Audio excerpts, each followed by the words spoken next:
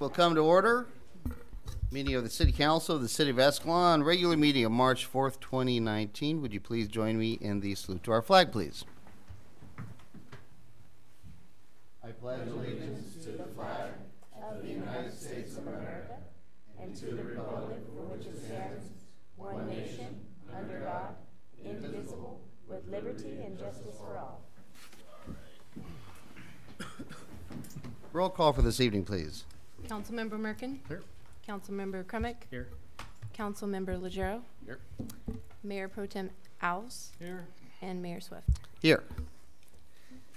Okay, and seeing that we have now no particular special presentations tonight, we'll proceed right to the consent calendar. And of course, these items are considered routine in nature and are acted upon by a single action unless requested by an individual, council member, or member of the public for special consideration. I'd like to start off by regarding item number 2. I will be abstaining from voting on check number 9627. Is there anything else that anybody in particular would like to have a question about and therefore would like to have any item on the consent calendar pulled? A move to approve. Motion to approve the consent calendar has been made. Is there a second? Second. Motion has been moved and seconded. We will waive discussion on this item. All those in favor, please signify by saying aye. Aye. All those opposed, please signify by saying nay. Consent calendar passes. Staff communications. Not everybody wants. Well, we have an item on there for asking for direction to staff regarding various fee schedules for use of the city's RV storage and then the snack bar areas located at Hogan Park, which Tammy can fill you in on the snack bar item. But it was presented to staff that currently our fee for the RV storage parking is $50 per space, a monthly storage fee, and then it has a $100 deposit. So because it was per space, when somebody has a RV that exceeds the 30 feet, which is our parking length for trailers, we've been quoting them $100 because it's $50 per space. It has come to our attention that that fee may want to be changed to $75 to be able to stimulate a little bit more activity in there. Which you're seeing we are getting some. Not for all of them, just not for all of them.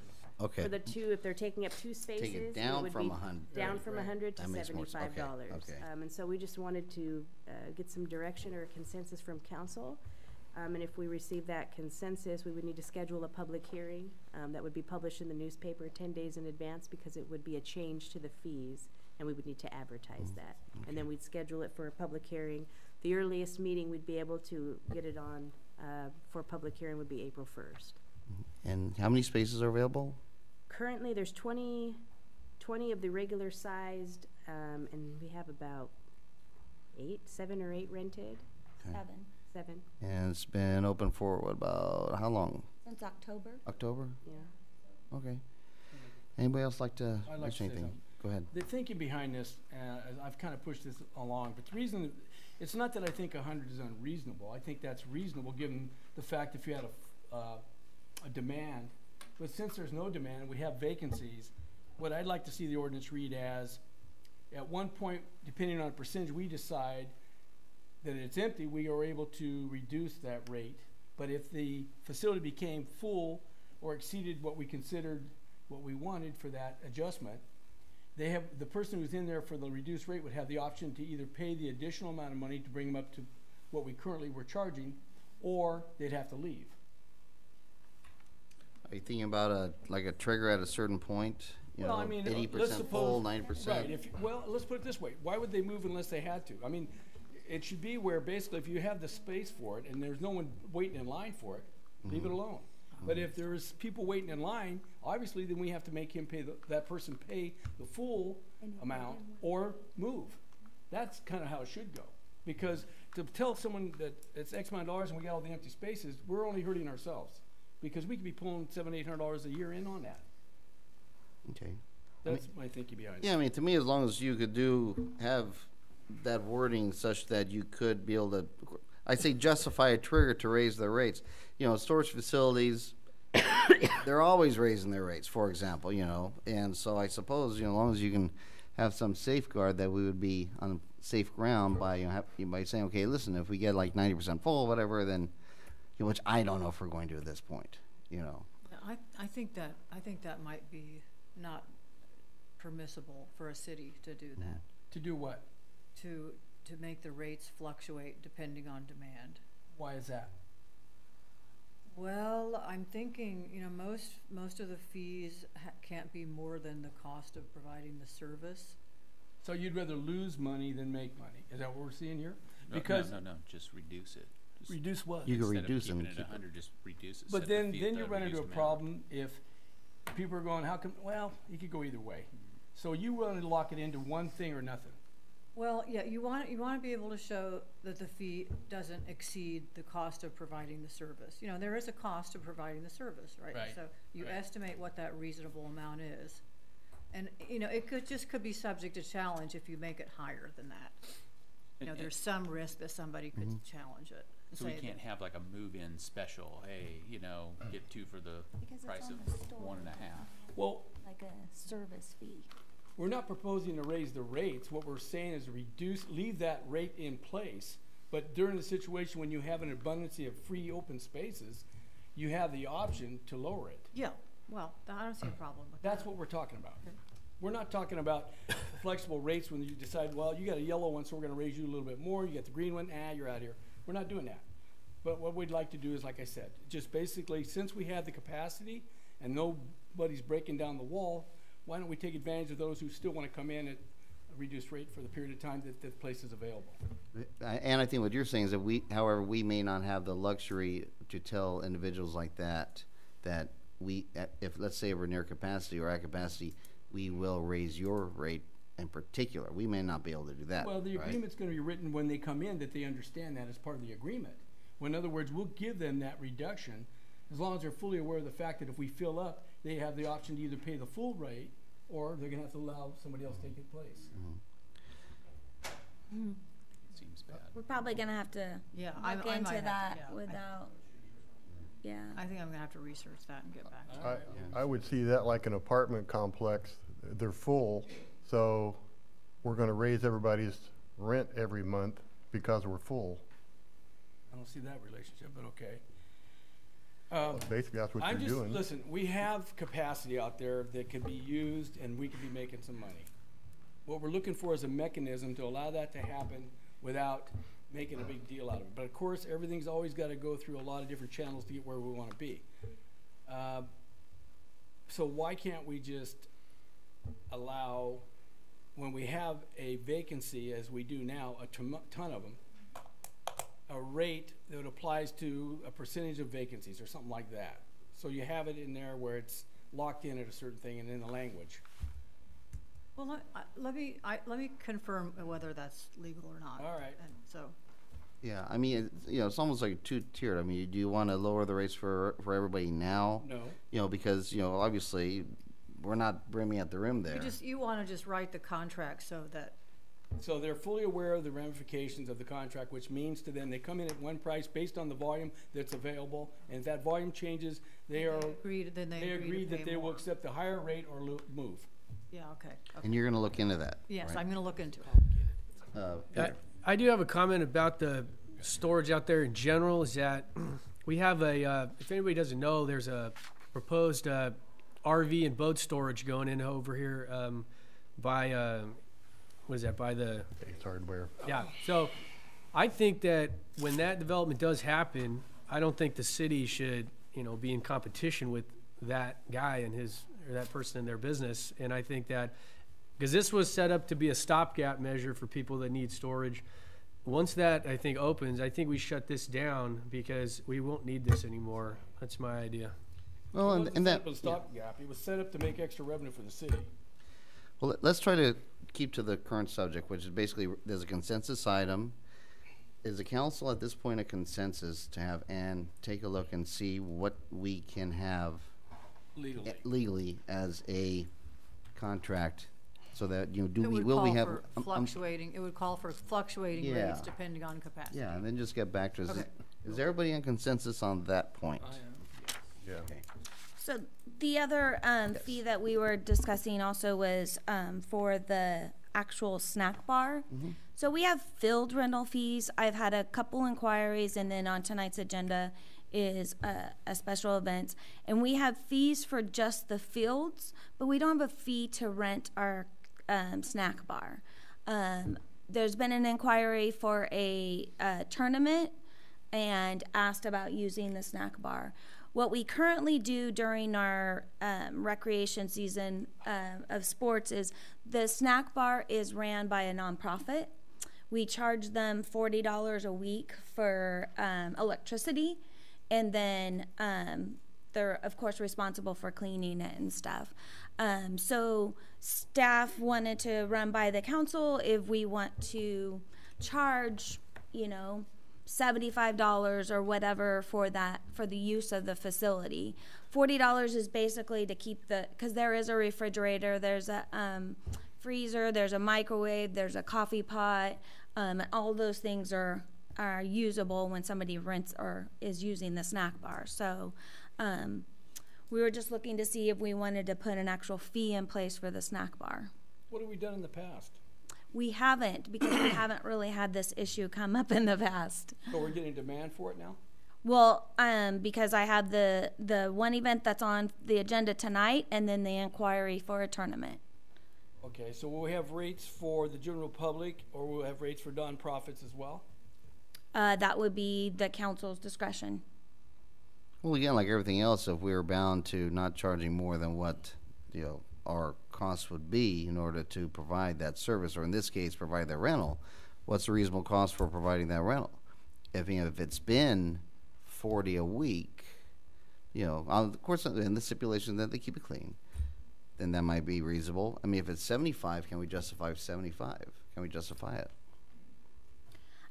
Well, on a rental, it's different though, right? I mean, if they're renting The space. the space, so like for our fields and field rentals and stuff, those are numbers.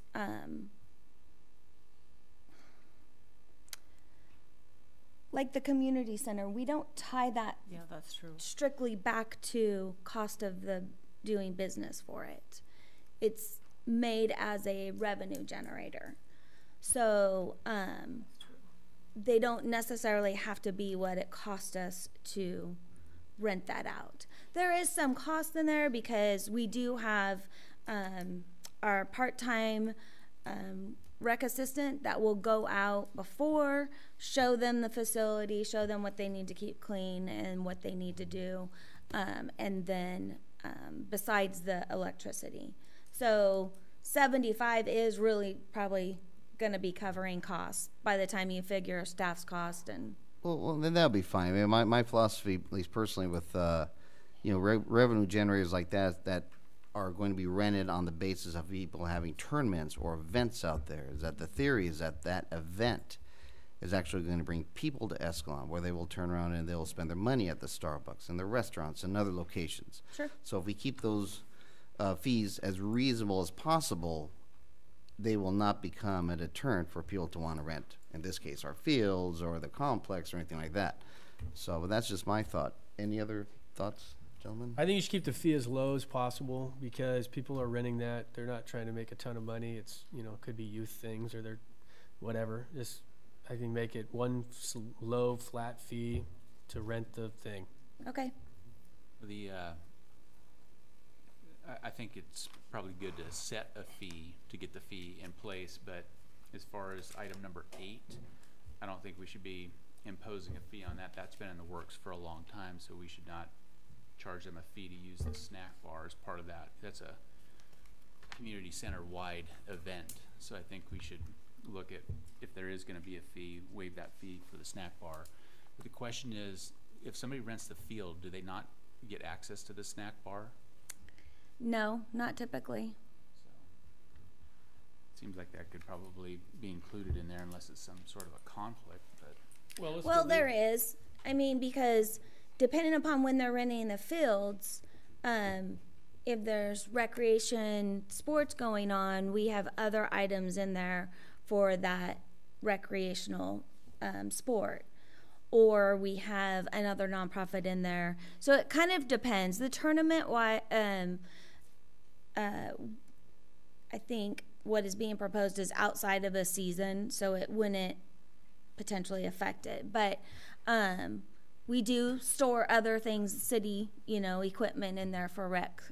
So, and we have others that rent the fields. Example, the Outlaws rent the fields for their practices, and they're not given access to the snack bar. When people rent those facilities like the fields and stuff, as part of their renting the fields, do they request normally or not whether or not they'd like to have the snack bar? Well, again, we haven't had a whole lot of requests for it. It's just recently there's been an inquiry on it, and we had the special event. And honestly, with item 8, the special event, we didn't really even talk about the snack bar facility. So I can't really say that I've had that asked before. In the past, didn't we at one time have a full-time snack crew? We had one person that ran it that the city would pay. And what happened to that, and why does it no longer exist? Because it was one city, a city staff member that would run it, and it was supposed to be volunteers that assisted in the snack bar to run it, and it wasn't happening with volunteers. Or what was happening was we would require teams to provide volunteers at certain sets of times. Well, then we were finding it was the coach that was in there, so that he was saving his team from punishment, from not being, getting a forfeit.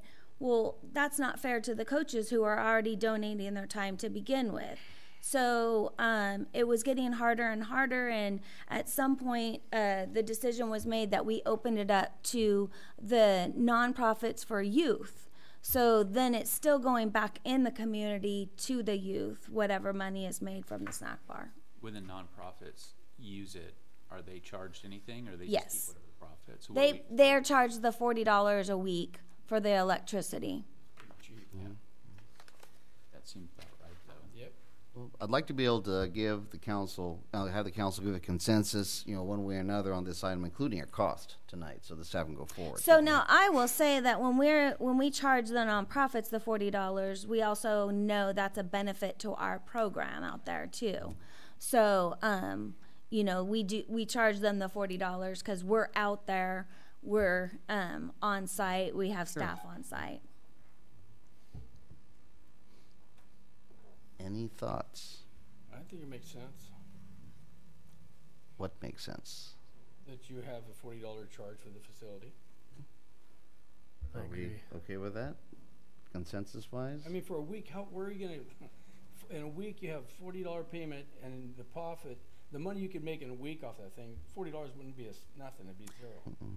Well, and I guess I would call it per weekend because Would you want to go per day? $40 per day? that might be steep on electricity. Okay. I guess it depends upon what they bring in there too. If they bring in a lot of other equipment to use in there, then of course electricity is going to be different. How would we monitor that? That's the problem. How do you monitor? Right. Don't. I think, I see a question from the audience, and though I'd like to limit too many questions from the audience on this issue, because it's just a consent issue, but I think you might be a good one to comment on it, sir. Yeah, Danny Fox, 1510 Adriana. I want to thank staff for bringing it up. The issue is that when a nonprofit rents the snack bar, they pay that fee. And as Tammy mentioned, there has not been a tournament held out there for years and years and years. So if someone wants to hold a tournament and they rent the fields A and B, and if they go into all of that is theirs, the fees to run a tournament for 2 days. The issue is, as she said, there's no fee, and what are you going to do about the snack bar? Because if someone promotes a tournament on a Saturday and a Sunday, they're certainly going to use the snack bar as that tournament, as most Babe Ruth tournaments go. But at this point in time, there's no fee set for that particular circumstance. There is the fees for a tournament. In district, non-user fees, Field A, Field B, you want the lights and the rental for the fields. But as I said, there's no fee or structure for a tournament, 1 or 2 day tournament, Babe Ruth or whatever, for the rental or the use of the snack bar. Sure, okay, all right, And so there should yeah. be a fee, but before someone moves in that direction, they'd kind of like to know what the council wants to do and how that fee is going to be set to what amount. Right. Well, I have 2 council members that have suggested a $40 fee, okay? But now we're 1 day or 2 days. So I think it would probably be best if you did per day. Because if you have somebody that only rents it on a Saturday, are they going to want to ask for half of it? Or, I don't know. Well, is that for nonprofit or everybody? Let's just have a flat. I mean, I guess that would be up to you guys, you know. I mean, because the $20 a way we day. do the field rentals, we don't do a nonprofit on for tournaments. For tournaments, it's either in district or out of district. So you could do the same for the snack bar. So if they're an in district, you know, user that's going to use the fields, then you could set one price. If they're out of district, which is good. I Regardless mean, of how it applies. I don't think that's unreasonable personally. I mean, I can't speak for everybody. Per but day? Per day regardless. I mean, for anybody and anybody, period. I mean, that's not unreasonable. I think keeping it as a set fee for everybody is gonna make it a lot easier for staff too. Yeah. Is that consensus at this I'm point? worried about that. I'm worried Yeah, about and that's the current fee set right now. If a nonprofit Yeah, rents it for a 10-week period during the Babe Ruth or the rec season, they're going to pay $40 a week, correct? correct. For the electricity and the use of the snack bar. It just isn't designated and stated as such in a tournament situation. well, I think we're just almost there. Is that consensus, $40 per day? Would we like to do an in-district and out-of-district? So if you have somebody that's coming out of and district would be school district, so somebody that's coming from out of town that wants to use our fields, We don't need to penalize them or try to gouge them $80. How much more, how much more can you charge? They're still bringing tax dollars to our okay? community. I'm just Yeah, no, yeah, asking no, that's because a good we have it question. on the Oh, yeah. field rentals, Oh, yeah.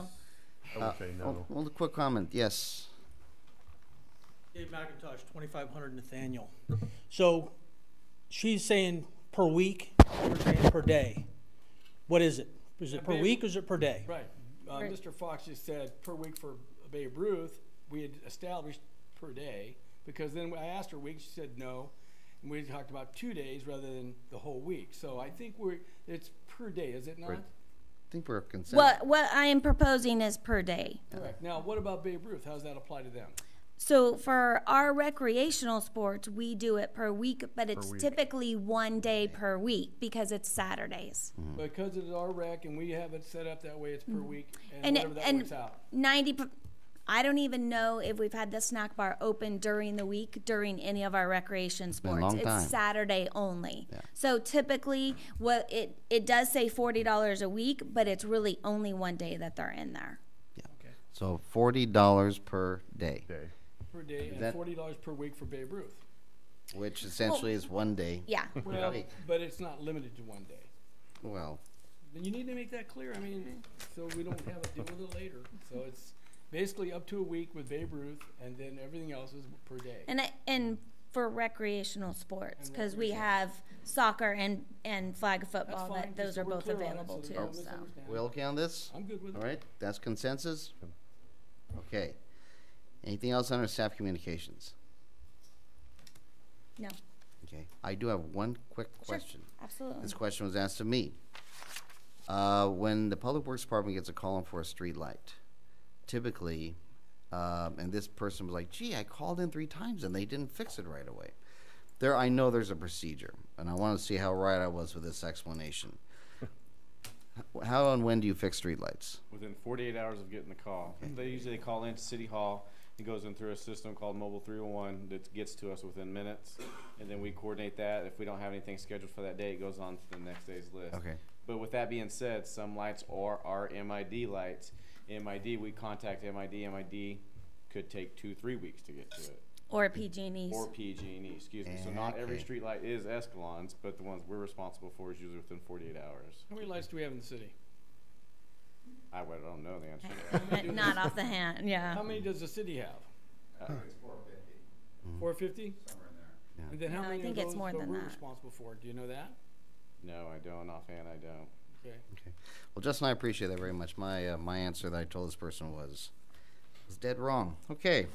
So, we'll just let that one go. Matters presented from the audience.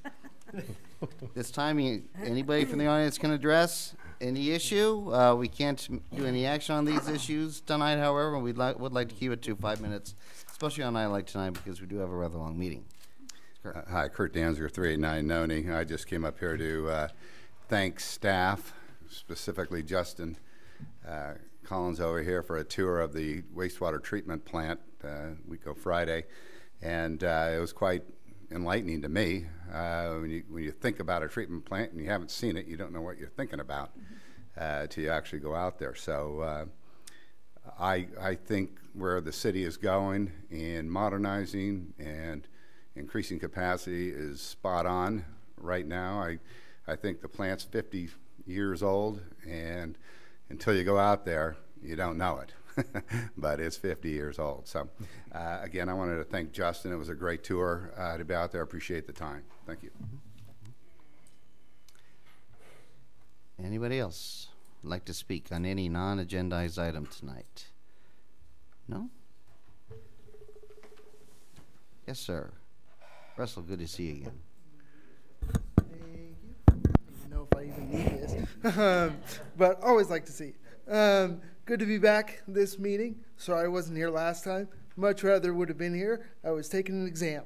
And believe me, that's the first time I've said much rather be in a council meeting than taking an exam. So, but good to be back this week. Just wanted to take a few minutes to brief you on one of our legislative items this session. It's called AB 1713, otherwise known as Leams Law. We are proposing that the legal limit for blood alcohol level be lowered to 0.5 instead of 0.8. This is in an effort to reduce DUI fatalities, DUI incidents. It seems like every day you open up the newspaper and either somebody's dying because of a DUI incident, and a lot of innocent people are dying because of a DUI incident. So this is something that we want to address. This bill has bipartisan support, co-authored by a Democrat. So hopefully that'll help us as we try to get a signature from the governor. But with that being said, I'd be happy to answer any questions on the bill. What was the name of the bill again? Leams Law. Does that bill address any of the impaired by marijuana driving? It is not. That's something that we can look at. It's something that we'd be excited to look at, but it is not at this time. All right. I think Utah now is a .05. So, For marijuana? for They just make it .01. Yeah, it's the legal limit of .05 is actually the law in about 100 countries. So it's not just a number out of the air, and it's statistically proven to eliminate about 1,000 DUI fatalities a year. So, any other questions? Russell, thanks for keeping us updated on the Assembly members' actions. Appreciate it very much. Well, I'll update you on the other bills that are coming, but this is the big one. So, Sounds good. Thanks. All right, thank you very much. Okay, if there are no more matters presented from the audience, I'd like to go on to administrative matters and item number 5. Tammy. Mayor and council, before you tonight is consideration of designating Field A of Hogan Innes Park as the Sketty Field. At the meeting of February 19th, Mr. Rusty Fashner spoke to the city council during public comment requesting the consideration of naming one of the baseball softball diamonds at Hogan Innes Park after lifelong Escalon resident Emmanuel Sketty, Francis Sketty. Council indicated to Mr. Fashner that once he had received approval from the Hogan family to bring a letter to staff to be put on the next council meeting. Mr. Fashner did submit a letter to the Escalon City Council on February 22nd, indicating he had received approval from the Hogan family and requesting the softball field A at Hogan Innes Park be named Sketty Field. Included in the letter are some other questions on how the process would work, Staff was able to address some of those, but would need input from the council regarding whether there's going to be a ceremony, a plaque for the field, and who's going to pay for that plaque.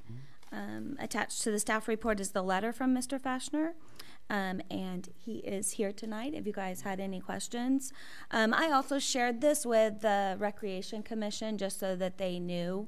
And I got one commissioner did give positive feedback in support of this. Does that suggest the others didn't, or they just They didn't just comment? didn't respond. Gotcha. So this is going to be a motionable item regarding the designation. Yeah, I think everything else is going to be a consensus as to which way we want to go on it. Please come up, Rusty.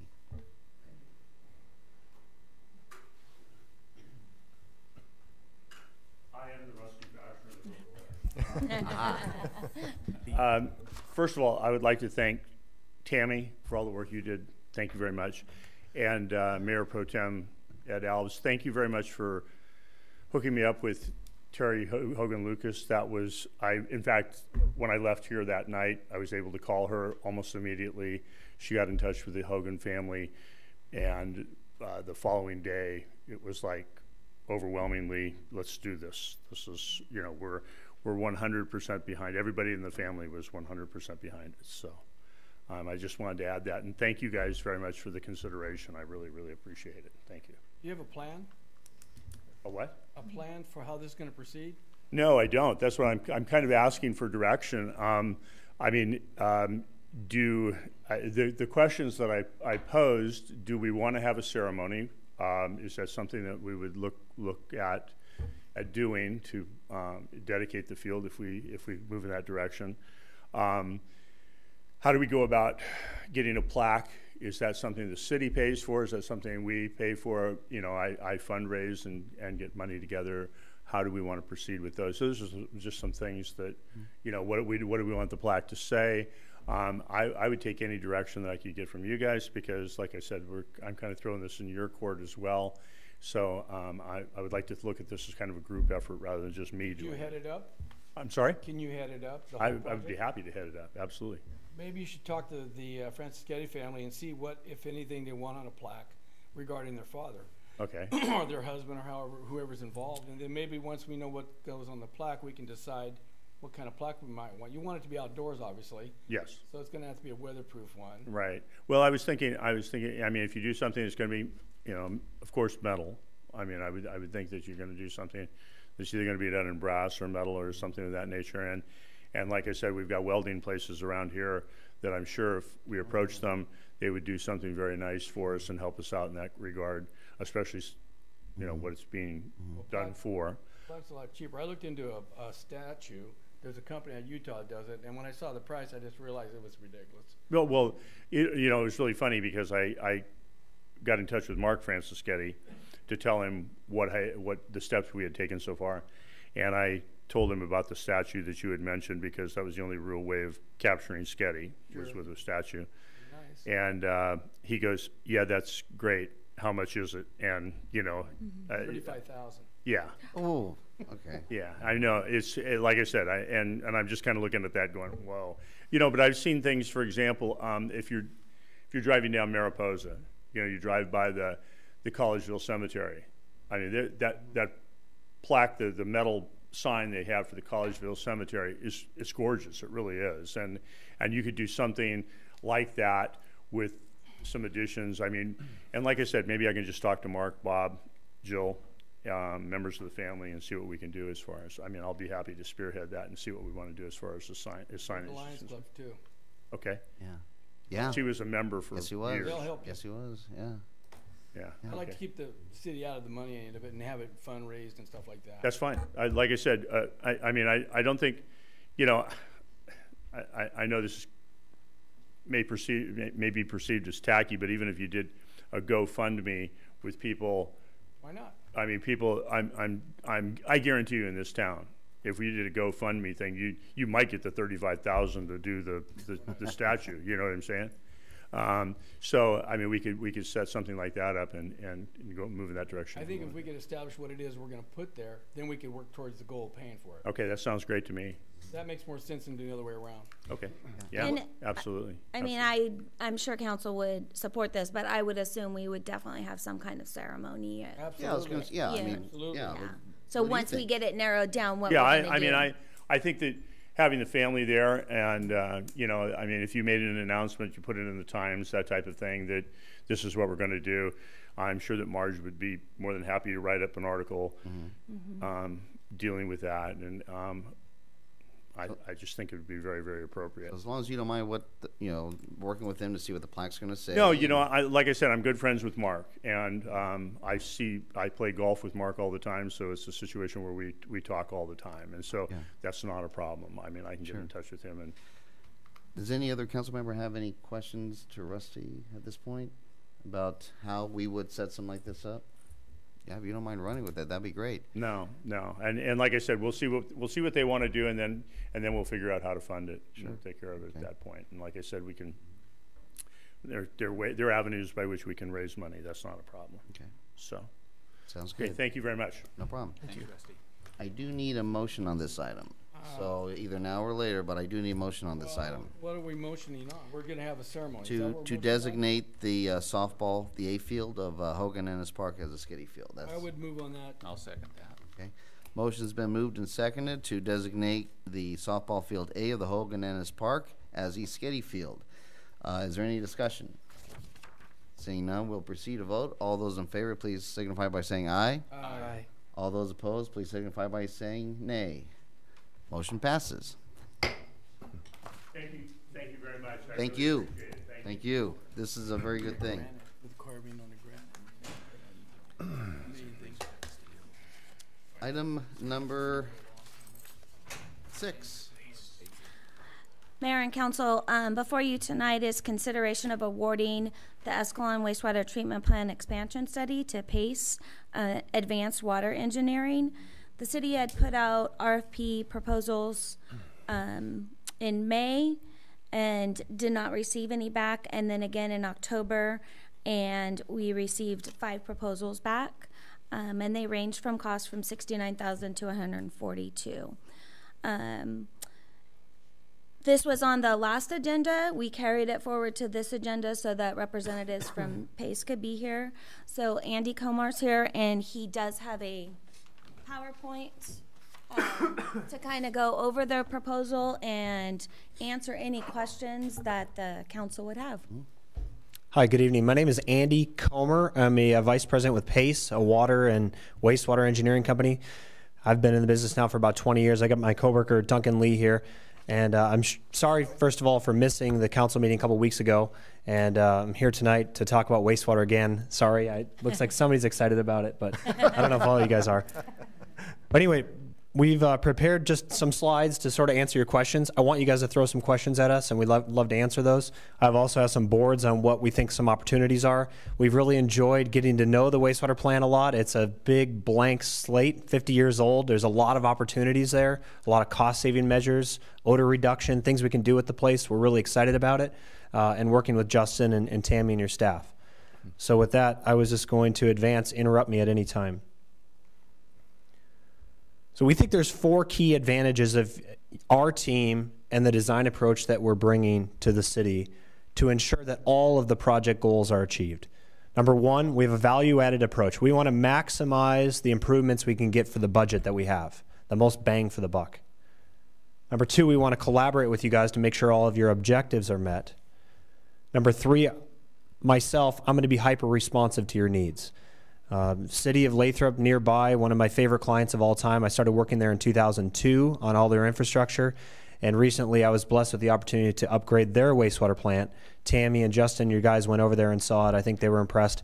That facility may be a little too expensive for what we can do here, but we want to use that same model here in Escalon. And then finally, our study approach that we're going to provide to you guys for this fee is going to focus on cost-effectively expanding the capacity plus provide new operational benefits. So number 1, we want to deliver the most bang for the buck. the maximum facility improvements for the budget available. So we're going to prioritize how much funding you have, look at grant opportunities, look at obviously the people that send wastewater to your facility, which are the pepper and tomato juice producers, and see how we can come up with a solution that meets your budget. Number two, we want to maximize what's out there. You guys have 50 acres of space. That's a tremendous amount of space to do what we need to do. Number three, we want to create value from the recycled water, and also there's fuel value in some of the wastewater that comes down. So we want to take a look at what we can get out of the water and the fuel value. And then fourthly, obviously look for outside funding. So what's shown here is the city of Adelanto, California. That's in Southern California. That's an example of a facility where they had a lot of land. They had big open basins that were, basically dirt on the sides. And we were able to implement a process called biolac. And biolac is a process that's kind of tried and true up and down the valley. I was actually up in Tuolumne 2 weeks ago, and the city of Tuolumne actually just renovated their facility with a biolac. And now the other Tuolumne plant is looking at doing the same thing. It's a good approach for a facility where you want to make sort of this first step forward. It's basically a pond facility where you can add equipment and quickly get out more efficient operations. Your operations uses 1,000 horsepower of inefficient surface aerators. We can quickly, with the snap of the fingers, come in there and lower that amount of electricity use. That's the lowest hanging fruit that's at your facility. So the city of Adelanto facility used this biolac process. We're not married to that process, but that's one of the tools in our tool chest that we're going to look at for you guys. Here's another example in Sholo, Arizona, where they had a pond facility on the left that was existing, 2 big open ponds that were inefficient, and on the right, at about $4 a gallon capital cost, which is a very low capital cost for the industry, we were able to upgrade the facility, reduce the amount of solids that were discharged, reduce the electricity, reduce the operations costs, and handle sludge so that what was being trucked out of the facility was minimized. Number two, we want to collaborate with you guys. As I said, City of Lathrop. I don't know if you guys know those guys very well, but Ken Reed, Greg Gibson, Steven Salvatore, all those guys, all their staff, their contract operators from Veolia. We worked hand in hand with them from the very beginning to the very end to deliver the project. It came in $2.5 million under budget. We were very proud of that. The change orders on the project were around 3.5% to 4%, which is really low. And they've got a facility that's working really well right now. So that project we worked and we collaborated with the city staff. Number three, as I said, we're hyper responsive. You can call, email, text me any time of the night. I did miss this last city council meeting, but I'm going to hit any other ones you guys want me to hit. And hopefully we'll be back here in a few months with a recommendation on the next steps. The goal of this study is to set the table and to quickly and easily allow you guys to move forward. And so we're going to provide to you guys real life costs. We'll go out to vendors on the screening equipment, on the aeration equipment, on the clarifiers, dewatering equipment, whatever we're going to decide to use, we're going to get real numbers on that and build a budget that's real so that we're ready to move forward when we are. And then lastly, we want an approach that focuses on cost effectively expanding the capacity. We know you guys need more capacity, but also added benefits. We can reduce odor very simply. We can reduce the operational headache of putting on waders and boats and going out and try to maintain this equipment that's out in the water. We can modernize this facility. And so on the screen here, you've actually got 1 through 5 from the upstream end of the process to the downstream end of the process. There's sort of 5 key things that we want to fix at your facility. Number 1, we want to get rid of the solids before they come in. This is one of the only facilities I've seen where they don't remove solids. And you've got a lot of solids from tomatoes and peppers. So we want to remove the solids first. Secondly, the secondary process, we want to make your aeration, how much air you give to the biology, we want to reduce that amount of electricity it takes to deliver that. Number 3, if there is an opportunity, we want to make electricity or energy out of the material that's in the wastewater. Number 4, we want to take a look at filtering and disinfecting the water in case we want to reuse it. And number 5, We also want to obviously increase the capacity of your facility. And I guess what's not on here is your poor percolation basins. The percolation basins are getting hammered with solids. We inefficiently remove solids as they work their way towards the process, and they go into the percolation basin and clog and back up. We want to make certain that all the solids are removed before they go into the percolation basin so they're not having to dredge. And Andy, I'd like to clarify, our next item is going to have to do with some trunk line replacement. Your removal of the solids, is that typically done at the beginning of the treatment plant, or is that far upstream? Generally in the treatment plant. Okay. You want to convey those solids to the treatment plant. Just want to make sure we're not Absolutely. getting ourselves in Got a it. sticky wicket here. So then, we have a plan view here for the wastewater nerds and the engine in the room. We can talk about this either now or offline, but we've got some ideas and some colored bubbles of how we could upgrade and renovate your facility for you. And then we've talked about, there's kind of a two-step process here. We're going to develop some ideas. 5 ideas are going to be developed. And so we're going to sit down with the operations staff, go through all the data, have a kickoff meeting, develop these 5 ideas. And step 2, obviously, is to trim it down to 3 ideas and then model and cost those 3 ideas to come up with the optimized solution for you to move forward. So we'll have a kickoff meeting, a data request, and move forward. I have a question. Please. Back to that last slide. Isn't that something that maybe could be done prior to the study and the review, to meet with a small group of people, maybe the person that is operating the plant right now, and get input from them, and then kind of gives you a better focus of where you should be looking and what we're willing to spend? Absolutely. This is the 3rd time now that I've been with your staff in person, and we've talked on the phone half a dozen times also. We're already there. We're already 3-4 weeks into this process. And so I could spill the beans right now and kind of show you all of our ideas, but I don't want to get too far ahead of where you guys want to go. So we want to get back in the room again. We'll show you the models that we've developed and some of the layouts that we've developed before we sort of streamline those 5 things. Okay. Have you met with any council members or with Tom? We have not, but I'm welcome to do that if you guys would like to. So. Was Tom at the walkthrough? He was at the walkthrough, yeah. Yeah.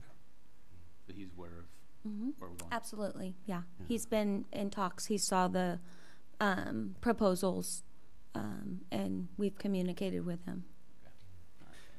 Well, part of my thought process is, in terms of meeting with the council members or planning commissioners, as you probably don't know, but we've also been doing a few things lately, like having a community meeting, which was very successful the other night, just to gauge the public in town, what kind of Escalon do we want to have in the future. And we had a very clear consensus. And, we have a growth, permit limitation per year, 75 units a year. And one of the things that was distilled from that meeting is that that's something that the town would really, really like to keep. And so meshing what you do, and I think I went through about Adelante, I think? Adelanto, yes. Adelanto, Yep. about a month and a half ago, okay? And it's growing like crazy. But that's probably fits, so your plant for that fits its needs. I think that we are probably in a different circumstance in the sense that, yes, we would like to increase our capacity, but we would like to do it on either a different level, and how can we do that? And I think that's why, at least from my concern, with the plant operator there, and I know you have plant operators on staff, I would just like to see his intimate involvement in the project, as well as planning commission, a couple of commissioners and a couple of us. I'd love to be able to have a preliminary meeting, before we go any further about, okay, here's where we're at, here's what we see. Perfect. Another question, with all the water, if like Adelanto, what do they do with all the additional water? What would we do with all the additional water coming in? Let's say if we had, another couple hundred homes. Well, Adelanto does the same thing you do. You percolate it into the ground. Okay. And you've got these percolation basins that are massive. As long as the water's clean going into the percolation basins, the capacity is almost unlimited. But if the water's dirty going into them, they clog, they silt, and you're in trouble. Okay, got that. How much was that Adelanto project? That's a good question. So I think it's almost the exact same size as yours. It's around 3 million gallons per day, and we did it maybe 3 or 4 years ago, but I want to say it was on the order of $11 or $12 million. And it wasn't like, you know, there were some more existing things there than there is in Escalon. Not to say that Escalon will be more money than that. We're trying to target something, you know, less than that. May I ask how they finance that?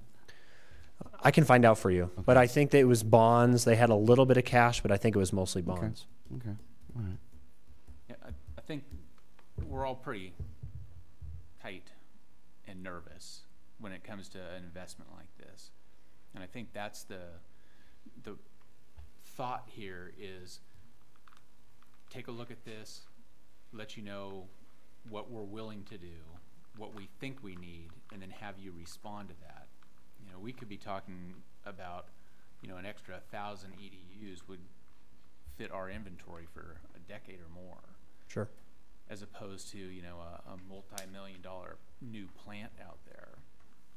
And I think that's where, if we start down this road and we agree to the study and to have you move forward in that direction, it just makes me nervous, you know, not having had that conversation with you.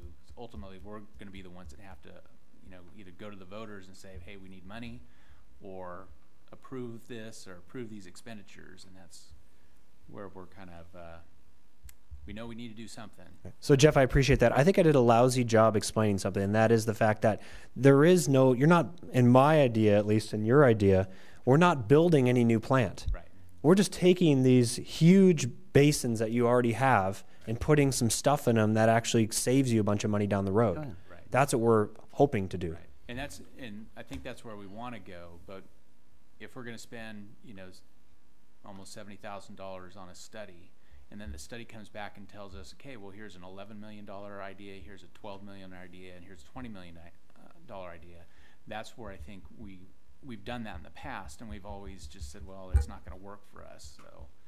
So that's where I think we need some really low-cost dollar type upgrades out there, given our growth ordinance and given what the input is from our community, and passing those costs on to them. So that's just where I'm just nervous about that. Will we be an advantage? I know we've done this with other things in the past, you know, like with the water fee study increase. I know that, you know, you have a couple council members, you know, go into a meeting and discuss it beforehand, just get a better feel, or maybe in this case, you know, to express our thoughts and feelings. I'm wondering if this would be another simple situation where we could do something like that. You know, not make the call tonight, not make the call tonight. I'm getting your trepidations, Councilmember Legero. But definitely talk with you, you know, in a meeting environment, maybe with a couple of planning commissioners, because they deal with these issues head on as well, you know, and do this beforehand, before we decide on this. I don't know. I don't know if that's part of our scope is to find you guys grant opportunities as well. You're a small community under a certain threshold, and we do this all the time where we're able to get you guys either low interest loans or grants, straight up grants, to make this thing happen. And I mean, we can do a step-by-step process, a baby step number one, which is just improve the aeration system. That's it, nothing else. Let the solids come in. And then step number two, you take the solids out. Obviously, there's efficiency if you do 2 or 3 things at once. Yeah. But, I mean, really, the sky's the limit as far as flexibility on this thing. You make a lot of sense with taking the solids out first. I mean, I wonder if that is Well, a possibility, you know. That has been a conversation between staff and Tom about that would be a CIP project. So, Okay. I mean, that's right in lines with what we've already been talking about from yeah. staff points. Sure. Now, the aeration type system that he's proposing is not something that we have talked about. Is that the aeration working the alongside the biolac. biolac? Okay, okay, all I right. think with what Jeff had to say is kind of where I'm coming from as well. I think what I'm trying to tell you, and I think I think Jeff made it pretty clear, but I think what we want is an opportunity to sit down and start from a point where we're all on the same page and direct you to let you know exactly what we want versus what you may think we need. Because what we need probably should do, we may not be able to afford. I understand. What we want to be able to do is come together, but either way by a committee, which we've talked about, and sit down and hash it out, and to make sure we're on the same page before we go out and spend $72,000.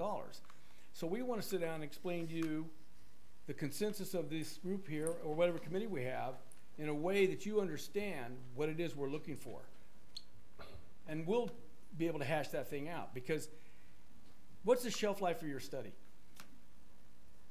Indefinite. It's an definite study, Yeah. perfect, that's good news. So I guess the only thing I'm confused about is, whether you approve the $70,000 now or you wait till later. I'm going to give you guys whatever you want. We create the menu of items that we want to look at, item number 1, turkey sandwich or whatever it is, and we decide what to do. So to me, they're all the same thing. Help you build the menu. Right. I got a couple of things. So I know you're still doing your presentation, and I appreciate you guys being here. It seems like you are very knowledgeable. You've had lots of success. You understand what we're trying to do as a community. I think you've already had many talks. If it was up to me, I would, and it was just my vote, I'd award this to you right now. But it seems like some of the city councilmen have other ideas. It's definitely an idea up here to slow this process down as much as possible. I can assure you. And I would just like to take this moment. I'm glad a lot of the people of the community are here. We had a good community meeting, and this was clearly the direction that the town wanted. Is let's get our infrastructure upgraded and let's find a way to meet those 75. It's not necessarily the view of the council. Okay, but I would like to ask Justin, what's your opinion on this? I mean, you've talked to these guys. We've done bids. We've gotten different things. This is the best one we've got. They're ready to go. What's your opinion? I'm completely on board. Like Andy said, I mean, I think I've spoke with Andy often in the last month with Tom. What makes me feel comfortable about it is how much input he is taking, that he's going to come in, and if it is something as small as just getting the sludge out before we get there, then that's what we did. Maybe we spent $70,000 to get a great idea that's not $6 million. I mean, we spend that and get something that's right there in the future. We haven't paid these guys anything, and they've already done quite a bit of work. Regardless if we accept this or not, real soon we're going to have to spend some This money. is the next step, right? To get something This done is the next just step. Stay in compliance with the state. Correct. And Tammy, you said we've done lots of communication with these guys. Everybody's been involved. We can't move forward unless we do this study. And I don't think these guys are going to do this study and then give us some astronomical thing. They've worked with tons of cities. They know what they're doing. They're going to give us options. And I think that this is just delaying it, saying, let's have another meeting and let's meet with this and let's do this. I say that we award them the job. They get to work. We get the numbers, and then we can move forward, because otherwise we are just kicking the can down the road. That's my opinion. Thoughts? So, I mean, if you guys award it and we go forward, I know that Andy and them could probably do some kind of phasing in too.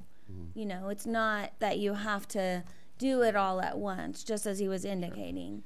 Yeah, it sounds like basically it's either award the contract first, then meet up, versus meet up, and then likely award the contract. There's no doubt So we're it's going to do. whatever you guys There's no like to doubt do. we have to do it. I won't argue that point, but I do agree with Jeff, and I feel the same way. We need to sit down and pencil out exactly what we want versus what we're going to be told we got, because it's not what we can't come out of here and just build something or have it designed to build something we can't afford. So let's get together on the same page what it is we can afford and what this community really can handle. That's why it's not a delay tactic. It's basically doing your due diligence before you jump in. If we want to delay it, we just flat out vote no on it.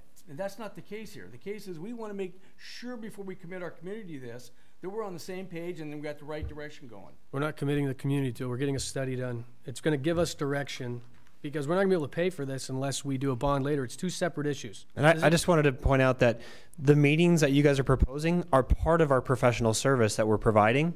And, if you want us to go ahead and do that pro bono for a while, and that we're okay with that. But I mean, to me, it's like that's part of the professional service. If you look at our contract, that's part of what we're providing for the $70,000. So, like I said, we can do some of that part for free for now and see how you guys feel. We're okay with that. But generally, that's part of the professional service. We're not looking for free. What we're looking for is what we want. And we're trying to figure out exactly what it is. That's the problem. Well, and that's what we're hiring them to help us with. That's what Tammy, the there's study more is that for. we'd like to have some input too. That's why we feel like. I want you to have input, and I think they do That's why too. we want So to make sure that we dial this in right the first time. That's why. It sounds to me like you're willing to have that meeting. There you go. And it sounds like that the council would like to have that meeting, just one meeting, to have that conversation with you, to give the council's input to you, so you're aware of where we're coming from. Okay. And from that point, we have a fiduciary duty to the community, and that $70,000 is $70,000. It's not 11 million, but it's still a big chunk of money. And we have had studies done, and we have gone out and had outside people come in and provide studies that have gone nowhere, and the community sees that, and then they question us on those things. Yep.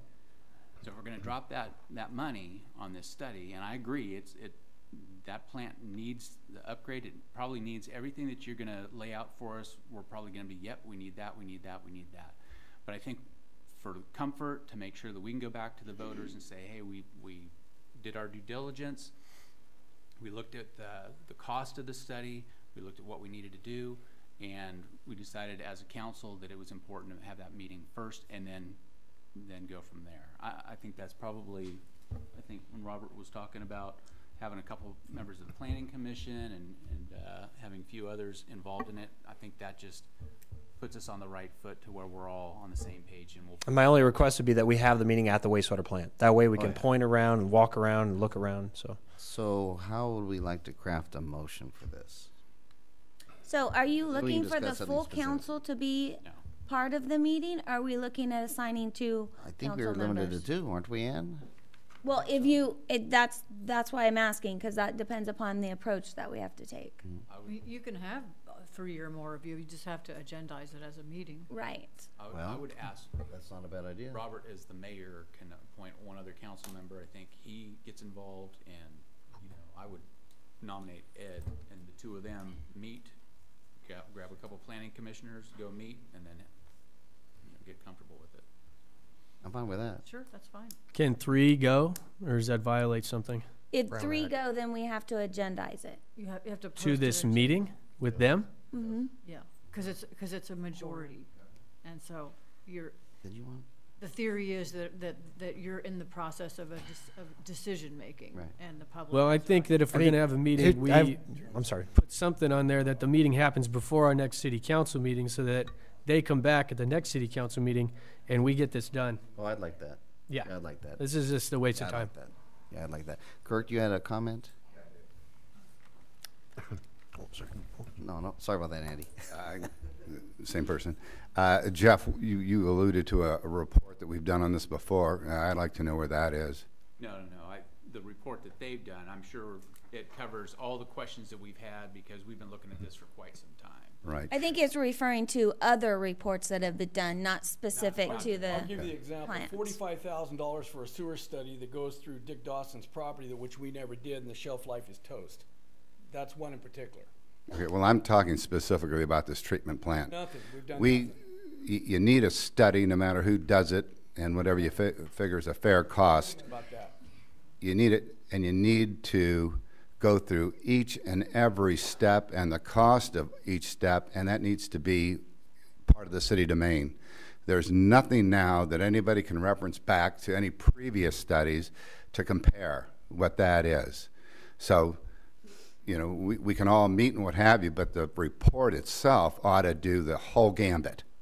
You don't cherry pick, what you want in the report. Do the whole report, and then you can pick what you want to do, what's feasible out of that report.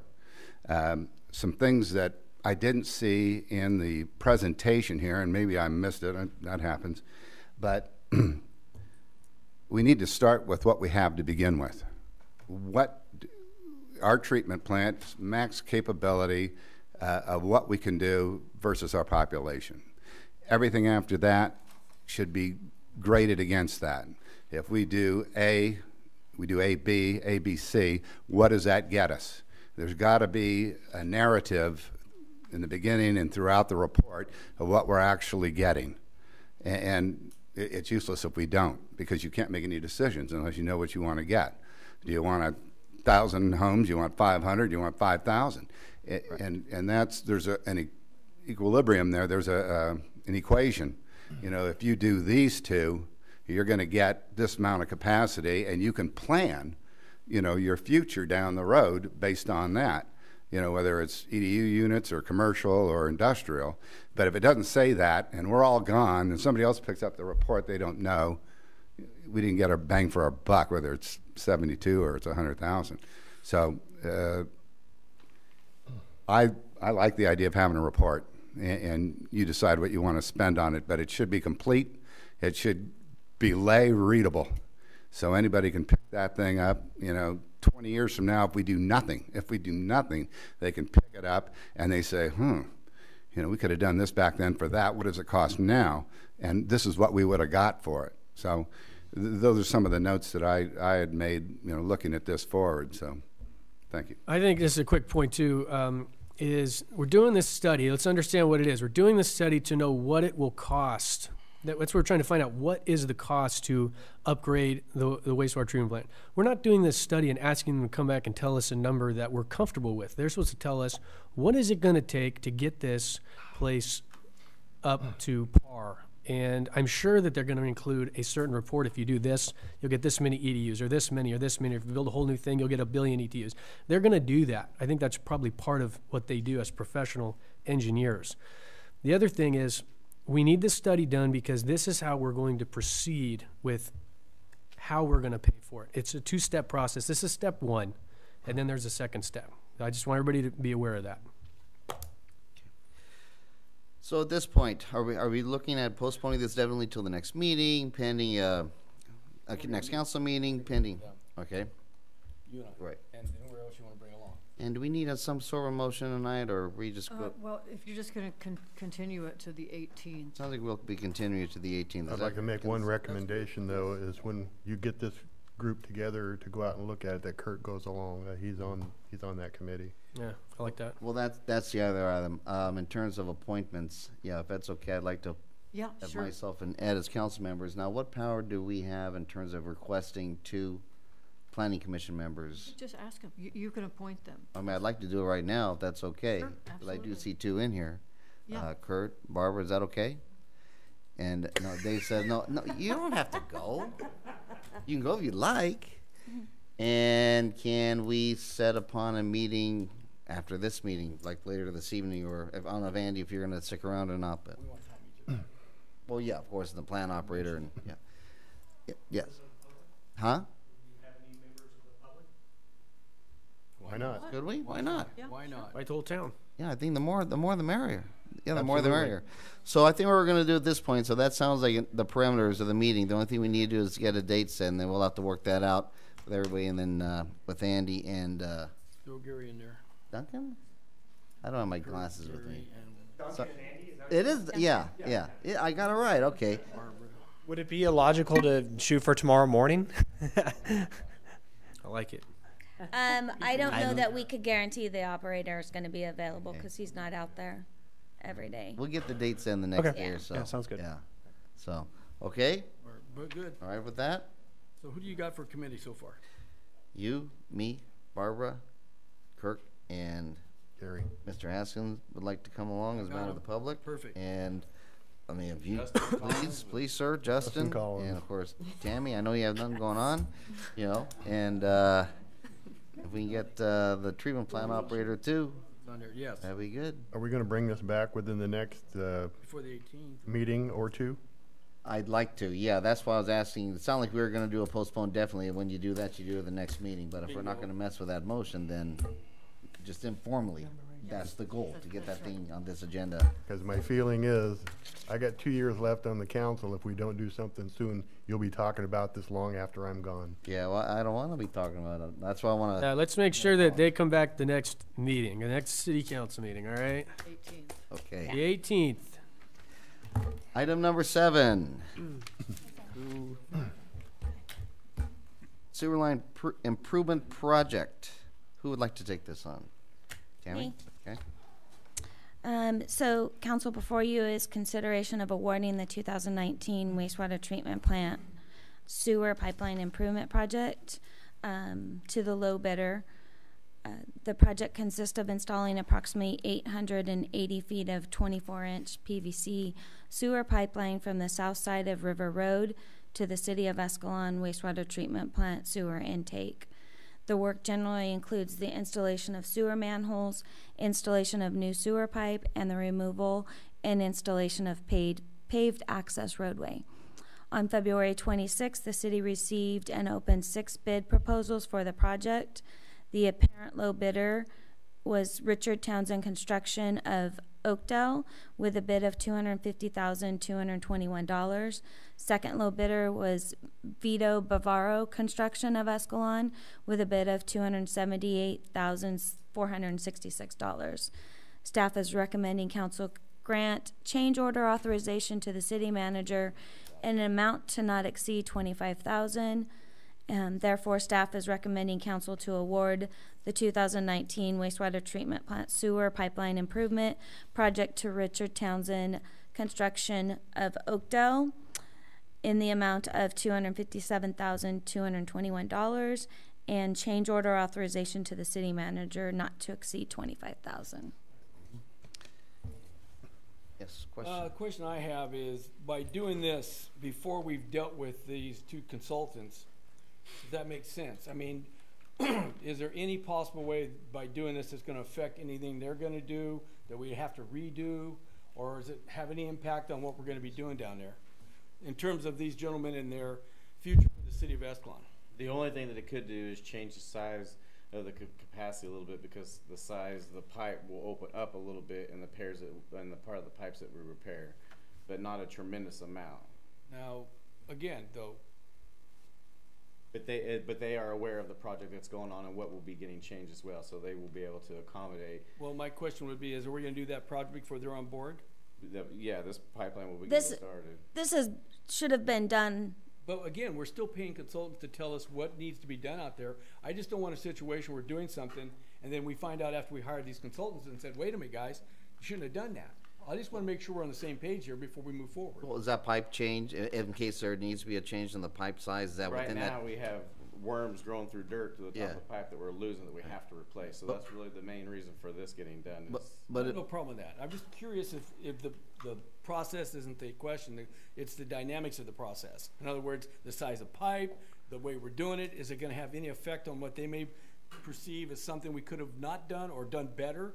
I'm just curious, because now we got them on board almost. I'd like to know that that works for them too, because Sure. we're paying them a lot of money to tell us that. I think it's honestly hard to say. I mean, Annie can answer that, but I don't see it. Generally, a gravity sewer pipe is irrelevant. I mean, you're just either taking in a little bit more flow or just Right. renovating what you have. That's all I need to know. That's good So enough. if it just add to the flow, we could get more gallons down there. That's fine. and if there's any change in that pipe size, I mean, is that is that looked into or thought of as part of the contingency just in case there is? Definitely. I mean, we don't want to do anything that's going to completely reroute their bid. What's That's the the thing. current size of the existing sewer line? 18-inch. And we're going 24, which is 6 more inches. Correct. Okay. So, and this is phase 1 of 3 phases of the pipeline. So, Okay. we're doing them in multiple phases. We're working from the plant backwards, correct? Yes. Correct. Okay. Makes sense. All right, just Any so other it's clear. any other initial questions from the dais? Any initial questions from the audience?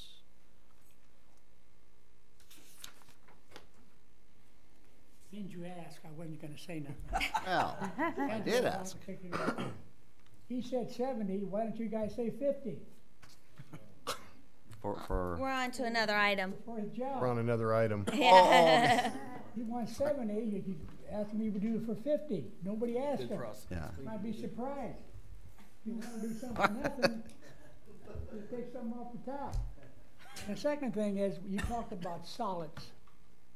I worked for Campbell Soup for 37 years, and we had our sewer went to the city, and we had to pay for how dirty the water was. We had screens where the water goes, we knocked vegetables and skimmed the fat, and we had samples.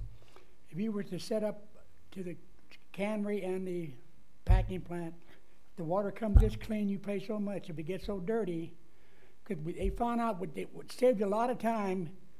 People used to want to wash stuff down the drain. They didn't want to get a broom and sweep it up and put it in the garbage can. And that makes a big difference. If you're working somewhere, it's easier to just get a water hose, flush it down, goes to the sewer. So don't even let it get to the sewer. If they do that, they have to pay more. You set up a step price, Now, they want to put some little processing on their plant. They Mm-hmm. sort of clean up, take some of the solids out before it even goes to the sewer. Except, you know, you got to set That's that a up good in your thought. plan. Let them know, have a base price. When they get dirty, you pay more. Mhm. You see how quick they don't get that water a little cleaner if they can. That's a good idea. It's a good idea. Angelo makes a good point. So on this committee, Mhm. we talked with the Cannery? cannery and the Eckert, because it seems like they've got a vested interest in that plant operating every season. And they're one of the major problems that we have. So it probably would be a good idea to reach out to them, and we can talk to them about the cost of this study as well, see if they want to assist. It's a real good idea. Real good idea. So regarding the sewer pipeline improvement project, I have one question. yes. Is 24-inch big enough expansion over the 18? How long will that be a full capacity? And Once it's all changed to 24, it will definitely be enough. I mean, will it be flowing half full or full? It all depends. Right now, it will not be flowing full, quarter to half full. Yeah, okay. So 24 all the way, the goal is to bring it all the way back to the city at 24 to the lift station. Correct.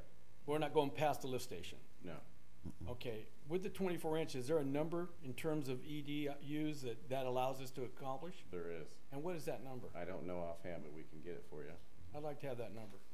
One follow-up. If somebody were to sneak something in there, how long will this pipe last if they put some chemicals that end up in there and Plastic won't up the PVC? In the C900, it shouldn't be a factor, Dave. Okay, thank you. Okay. They'll pay for it. Okay, taking it back. Any further questions? I will need a motion on this I one. would move on staff's recommendation to move forward on the extension, or the replacement of the sewer line. Second. Okay. It has been moved and seconded, and specifically you said to staff's recommendation to move forward and replace the sewer line. Correct. Now, you're talking about awarding this first part of the project to Richard Mr. Townsend. Yes, correct, absolutely. Oh. Since there's no concern from our consultant, and our staff seems comfortable with it, so if they're good with it, that's what we're going off of. Okay, motion's been moved and seconded. Any further discussion? Seeing none, we'll proceed to a vote. All those in favor, please signify by saying aye. Aye. All those opposed, please signify by saying nay. Okay, motion passes 5-0. And we are on to item number 8. Mayor and council, before you tonight is the consideration of approving a special event for October 11th through the 13th at Hogan Innes Park Community Center and Main Street Park. Staff has received an application from Escalon Scottish Cultural Association for the Escalon Scottish Games to be held October 11th through the 13th at Hogan Innes Park, the Community Center, and Main Street Park. Based on the size of the event, staff is asking the council's approval for the event. Staff has had much discussion on the event in an attempt to cover possible issues that may arise from a large event in the city. The event application was shared with Escalon Fire and Escalon Ambulance for feedback. Escalon Fire Department did respond that they would not be able to guarantee coverage at the event based on their staffing constraints. There was no response from Escalon Ambulance, but organizers have indicated that they have an agreement with the ambulance to provide coverage at the event. Based on the application and conversations with the organizers, below is staff's understanding of the event. It's outlined that there's going to be attendance of 3,000. Friday, October 11th would be a setup day at each of the sites from noon to 9 p.m. Main Street Park is going to be utilized for camping with 11 RV spots and then tent camping at it. On Saturday, October 12th at Main Street Park, and I'm sorry, you're going to have to help me. How is it Gilday? The Kaylee. dinner? Gilly? Kaylee. I'm sorry. Will be held at Main Street Park from 6 p.m. till 11 p.m. Dinner and alcohol, as initially discussed, was to be provided by the Escalon Lions Club, but I know that that's not officially worked out yet. With an estimated 200 to 300 to attend, there will be a band performing on the stage. Staff feels it would be best to close Main Street during this function from 4 to 11. Organizers will be responsible for notifying the businesses on Main Street regarding the camping in Main Street Park and information on street closures. Proposed is 10 porta potties in Main Street Park with 1 ADA facility and 2 hand washing stations and 1 10-yard trash container, along with additional garbage cans throughout the site. At Hogan Innes Park, events are proposed to be held there from 9 a.m. to 5 p.m. on both Saturday and Sunday. And events can include reenactors, pipe and drum competition, clans, heavy athletics, Scottish animals, trinket vendors, food vendors, service clubs, children's glen, and a musical stage will be on site. 60 porta potties, 10 ADA facilities, 6 hand washing stations, and 2 10-yard trash containers. The covered barbecue area would be utilized for the music events. There will be a total of 3 beer booth locations throughout Hogan Innes Park.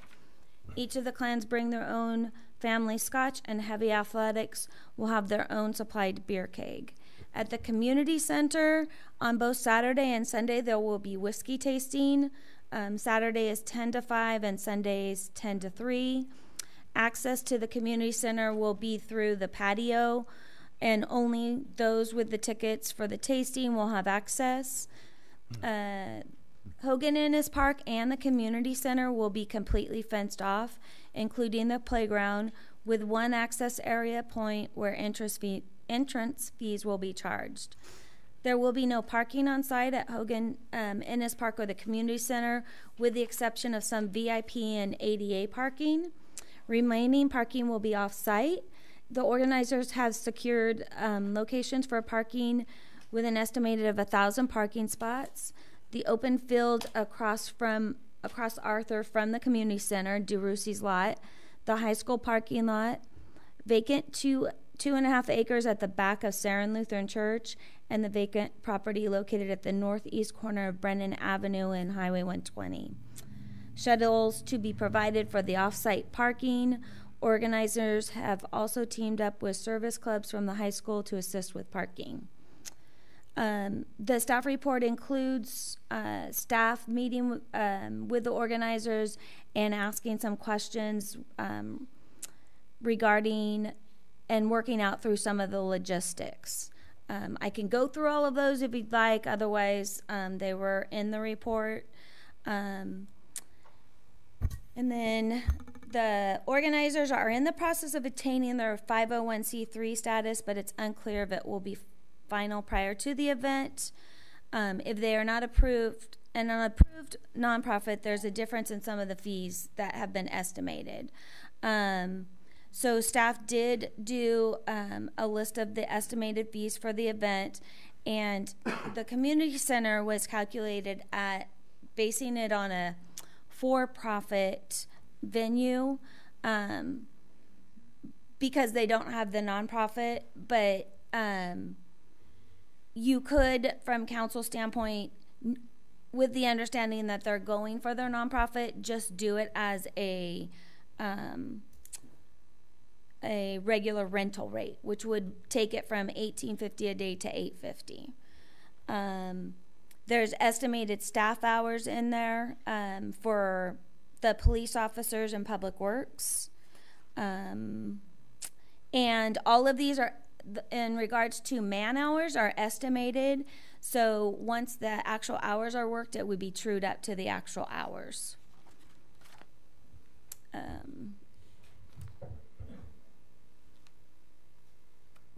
I did not include any fees for lights at Hogan Innes Park. It was not one thing that we had talked about it until I started going through the staff report. I don't know if the event's over at 5 o'clock, if they're going to need the lights for cleanup or anything like that. We didn't have those discussions.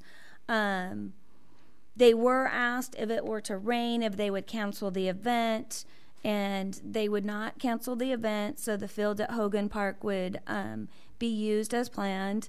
But if there was rain, the RV and tent camping would actually be moved to the dirt lot to the east of Main Street Park.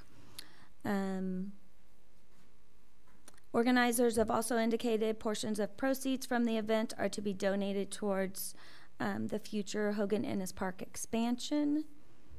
And Dave McIntosh is here to answer any additional questions that council might have. Any questions? Dave, you need a liquor license. You got that under control? Liquor license is being handled by the Escalon Lions. Oh, they're gonna, okay, cool. Yep. By the way, I'm excited. It's gonna be a nice little thing you put together. We're excited too. Now, have you ever done one before? I have not been involved in setting up a games event. I have been a member of the Clan McIntosh. I'm the president of Clan McIntosh for all of North America, and I go to the games and I set up a tent for my clan and talk about Scottish history and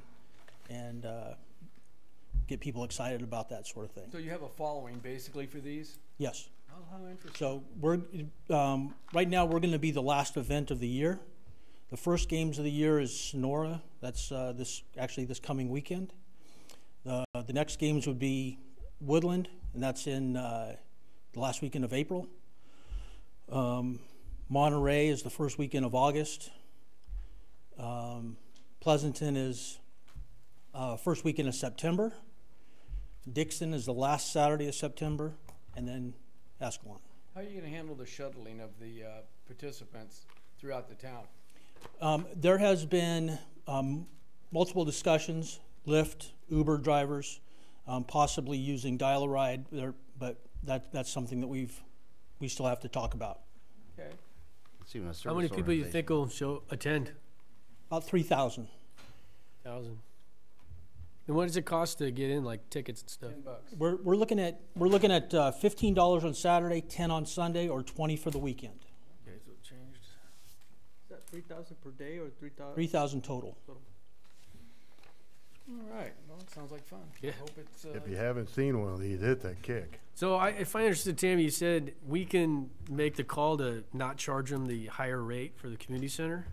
Yeah, because we know that they're in the process of doing their nonprofit. So technically, because they're not a nonprofit, they're there to make money, I put them at the for-profit rate. But council could direct staff to do it at the regular rental rate, which would be $8.50. We're not really there to make money, though. The money we make is going to be first it's going to be seed money for the following year, and the rest of the money is going to go to the city to help pay for the park. Very nice. So there is no money, and none of the staff of us is paid. We're all volunteers. Perfect. And that's something that other groups do not have. So we could save them some, like over $3,000, right? Correct. Mm-hmm. Pretty much. It all comes back to you. And that's in the spirit of what we just decided earlier tonight around the snack bar. You know, if it's going to be an event that's going to bring a lot of business, a lot of commerce to Escalon. It's a nice event. You know, I think, I would agree with. Can we make that motion right now, or what? Yeah, or Just a recommendation, yeah. We gotta Yeah, vote on it? when you move on the event, you can make that recommendation within as part of the motion, yeah. Yeah. So let me look at, here's the chart of costs. And let's find the community center. Is it 5,000? Well, right now, at nonprofit rental, it's $1,850 a day. Okay. And to take it to regular rental rate, you're looking at $850 a day. So that's a clean 1,000 off the top. Or 3,000 for the 3 days. Let's help them out. Is that something we have to do, Tammy, this evening by moving on that if we were to declare them nonprofit, which they will be? You would basically declare doing it at the regular rental rate. Yeah, you might as well just throw that in as a recommendation. Okay, then go with the motion. Any further questions? And then are we looking at using reserve officers? Is that still the plan? So when I talk with Chief, he has a reserve officers for at the event on Saturday and Sunday, but we don't know what the staffing coverage for outside of the event for the additional on-staff was going to be. Okay. So it was calculated at a police officer overtime. If we got a reserve, then that would be adjusted and refunded back. Okay. Well, you know what your worst scenario is. Right. And I think that's what this is based on, a lot of it, And the worst, then- scenario. My last question is this $19,000 due today, or is it due at the end of the event? Is it due the day of the event? How does that work? So for a special event, it's due before the event, so it wouldn't be due today, but we could work it out, but it would be due before the event. Okay. The whole load, or Yes. I'm just thinking from a cash flow perspective. I don't know what your finances are, but your cash flow perspective, that might be not good. But right now we're operating from $0, and the bulk of our finances are going to come from the event. Will the pre-sales help you out, do you think? Yeah, and we also have sponsorships that are going on, so so some of that money will be coming from sponsors. All right. Yeah, well, I'll buy tickets as long as I don't have to eat haggis. Yeah. Give it to my wife, she likes it. Oh. Yeah, I mean, have we ever worked out anything where the event makes they have a deposit before the event? And So balance it again, after, this or is how a that work? unique, this Yeah. is a first time for in the motion. us. So typically how we've handled special events is if there's planned staff cost, then we ask they pay it up front and then we true it up in the end. Again, if council chose to direct staff differently, then you have that ability. This is a huge event. You're going to make money, but it's going to cost, this fees is 20 grand. I mean, we're trying to save you 3,000, but still you're at 16,185. And I think if you're going to get the money to pay for it after the event, largely, I don't think there's anything wrong with doing some sort of deposit to help that out. I think that would be fine. I don't think it's unreasonable. Ed, also, Ed, going back to your question, we also have people from Pleasanton that are part of the ops crew that are part of our organization. We also have people that run the pipe and drum bands. That's part of our organization. We have the woman that plays the Queen lives here in Escalon, and so she and those reenactors will all be are part of our club and will be at the event. Sounds good. So we have all of the areas covered by experienced people. I like It's just we're all coming together to have our own event here in town. Go back to Peter's suggestion. I don't disagree with Peter. I think that's something in this particular situation might not be unbearable for the town. I don't know how council members feel, but I think if he gave you half up front, I think that'd be reasonable. Okay, and again, we will need a motion in a couple of minutes, gentlemen, and all these little pieces that you're talking about, waiving part of charging them at the regular rate for the community center versus the nonprofit rate, as well as the, how they pay the fees half up front, half after the event. Make sure if you're going to include that in a motion, make sure you include that in that motion. We're going to learn from this, so I mean, we'll know next time what it's going to be like. I So- assume you'll be wanting to do it again, Yes, sir. so we'll just we'll go out on a limb. I'll make a motion. So before we do that, I did have one question of the council. Initially, I had the thought that I would publicize when this was going to be considered, but it all approached on me too fast, and I realized when I was doing the staff report, I didn't do that. So I didn't know if you wanted to publicize that this was going to be going on in the city limits before you, or in the city before you authorized it, or if you just want. I think it's already been public. You've probably been advertising. The town knows about it already. Well, I don't know that. Certainly publicize it, yeah.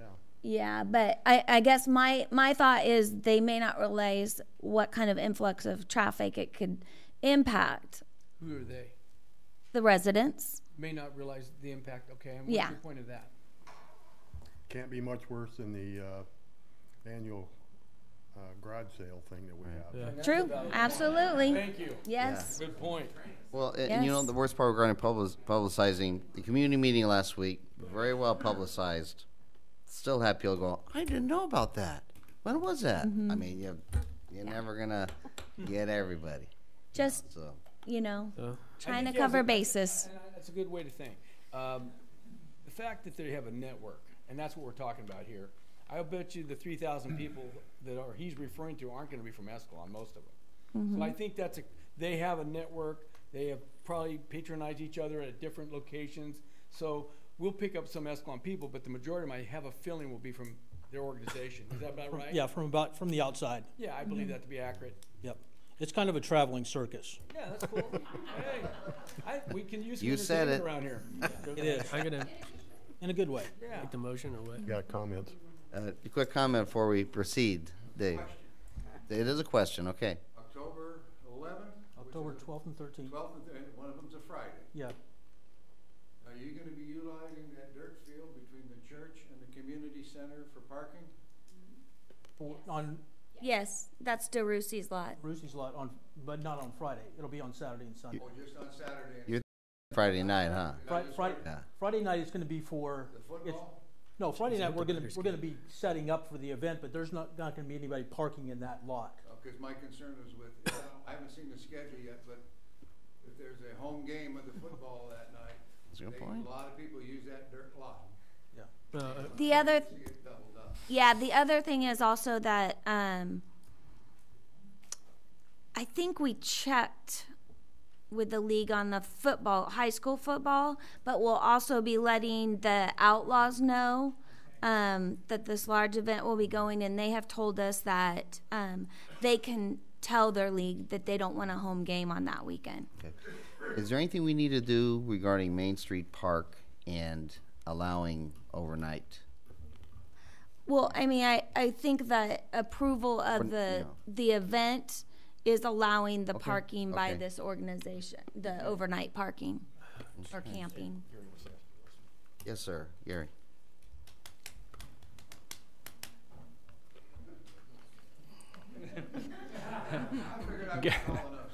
Gary Haskin, 471 Cabernet Court. I'm a little bit of Scottish. I'm really looking forward to this. Enough. And I will try the haggis. I will try it. So we'll Don't knock until you tried it. It ain't that bad. Well, we got to give it a try anyway. The only thing I would object to is you don't want to set a precedent of having somebody pay half the fees up front. Once you do that, you'll get somebody, not this group, we've talked before, but other groups say, whoops, we didn't make any money, we're out of here, see you later. Well, I think it's our discretion, Gary, to determine who that might be. Yeah, but you set a precedent. It's hard to tell one person, yes, you can, and another person, you can't. Oh, yes, it is. Hey. Well, it's up to you guys, but I would just say, and he didn't, have a heart attack at these fees. He's already know the fees are going to be coming there. They've made arrangements. It's just a real bad precedent. All right, can I make the motion or what? Yeah, there's no further. Oh, Well, there's more comments. yes. Hi, my name is Misty Holiday. I'm part of the Scottish Society as well. I just want everybody to understand with this games, I mean, the revenue that it's going to bring to the city of Escalon is just, amazing as far as, local restaurants, local pubs that are going to be open during these times. And on top of that, this is our first games. So we're actually going to be setting a precedent to have other games each and every year. And I know this was a big thing as we're donating a large portion of what we're going to be making with these 3,000 people back to the city. And I know other events and stuff will not be doing that. So I just want you guys to keep that in mind with the fees. It's not something that we're making money. We're nonprofit. We're not in it for that reason. We're in it to help make the community better and put that money back into the community. And that's why we're doing it in the city of Escalon and not somewhere else. So I just want you guys to keep that in mind. Thank you. Yeah, yes. I've got no problem with a regular fee. I'm not. No. It's just whether it gets paid up front as is. Sure. Yeah, and that might actually be something that's part and parcel in terms of like how we as a council look towards an event as well. I mean, if it looks like it's going to be a positive event, positive benefit of the community that we're likely to approve, that might actually be something that comes along with it. If we have a lot of hesitation, the whole event may end up not getting approved, so it may be a moot point. Any further comment? Okay, council, I do need to have a motion, please. I'm make a motion to approve the Scottish Games happening on the date that they, October 11th through 13th. October 11th to 13th.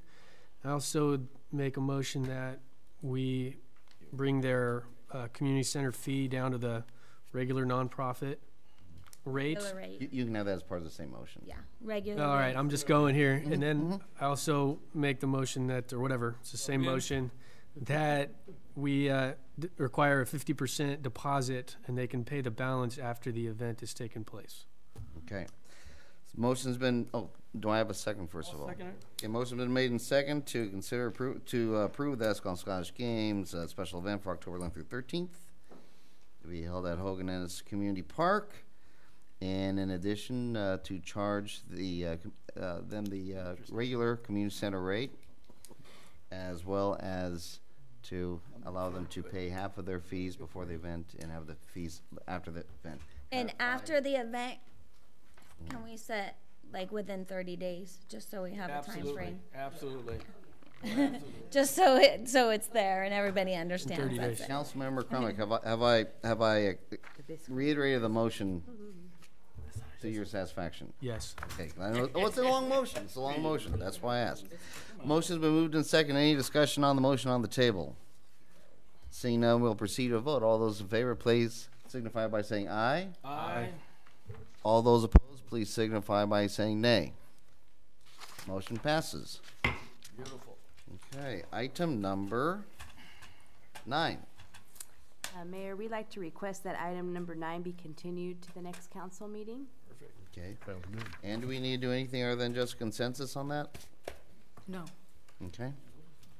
I guess it's been postponed. Item number 10, please.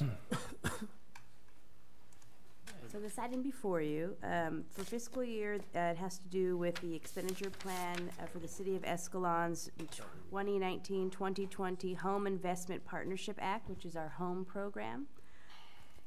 For this fiscal year, 2019 to 2020, the city will receive an estimated allocation of $9,333 in our home program funds. The city proposes the use of these funds for the provision of low and moderate income housing units through gap financing or rehabilitation of eligible units. The county has restarted the rehab program and is currently accepting applications. The home funds used in a gap financing program assist first-time low-income persons in making a down payment on a new home. At this time, the city's home program accounts have the following amounts in them. Our GAP account has $28,150, and our rehab program has $11,168, or excuse me, $176.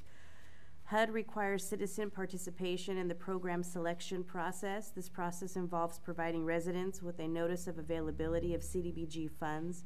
This requirement was satisfied by posting the notices at City Hall and on the city's website. Staff posted advertisements on the city's Facebook page and sent out mailers to local nonprofits, inviting them to an informational meeting that was held by staff on Thursday, January 3rd at City Hall. The purpose of tonight's public hearing is to receive comments from the public on the projects identified by staff for the 2019-2020 fiscal year. Staff recommends that the city commit this estimated $9,333 in home funds for a continuation of this program, with the funds being split evenly between the two programs offered. The city's housing element identifies the need for the city to meet its regional share of low and moderate income housing and has the additional benefit of instilling a pride of ownership in families that might not otherwise be able to afford a home.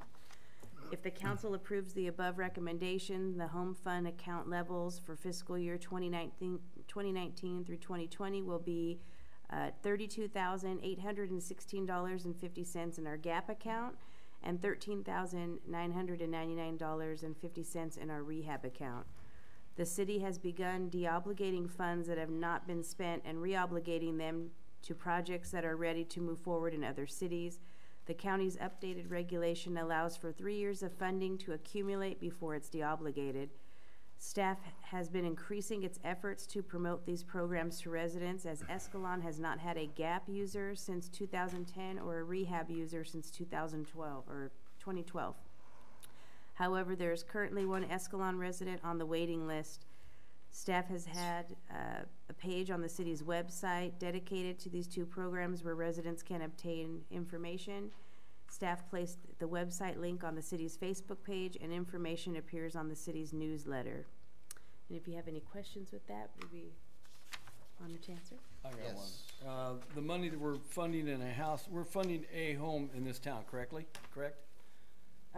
Right now, We're going to. I think I read. they're on the waiting list. But we have somebody on the waiting We list. do have somebody on the waiting How list. many on the waiting list? One right now. So that's kind of a no-brainer. If their project is eligible, so upon So the they're not cleared application yet, they're process, just on they the have to list. meet that threshold, yeah. If So they when don't they're meet on the the wait list, threshold- they submit their application. They'll sit on the waiting list until the county's able to process them, and at that point, they'll review the application, make sure they're eligible for the program. If they're not, what becomes of the funds then? They stay there. They stay there for 3 years. And that's why it's been happening, so every 3 years, they take 1 year of funding away, so we get it back 1 year, so we're always at a good limit, but then they start, if it sits for longer than 3 years, they take it back and they give it to Can we use it another for anything else besides that? No. These two programs, That's it? only at this time, yeah. Okay. The one that's on the waiting list, is that for a rehab? Most likely, Okay. yeah, they haven't advised us yet because they've waitlisted, so they haven't reviewed it, they're dealing with other ones. Done a couple in the past. But once if it is a project that's eligible, they usually contact us and let us know. Okay. It's been a while since we've had one. This is a public hearing, and so at this time, I'd like to get input from the public regarding this issue. Please come up if you have any questions or comments. Seeing none, we will be taking it back to the council for action. Move on staff's recommendation. Are there two resolutions to adopt? It appears that there are. No, just for this one, it's just the resolution for We can home. adopt them at the same time. Number 9 was the one that we number 9, I mean, continued, and yeah. number 10 is the Yeah, one we we're didn't do acting on. 9. Okay, well, okay, maybe it's just the way mine were copied, printed. front and back, okay. Oh, okay. Motion's been moved and seconded to approve this year's expenditures for the home program for fiscal year 2019-2020. Is there any discussion on the motion? Came right after the staff report. Seeing none, we'll proceed to a vote. All those in favor, please signify by saying Yeah. aye. Aye. All those opposed, please signify by saying nay.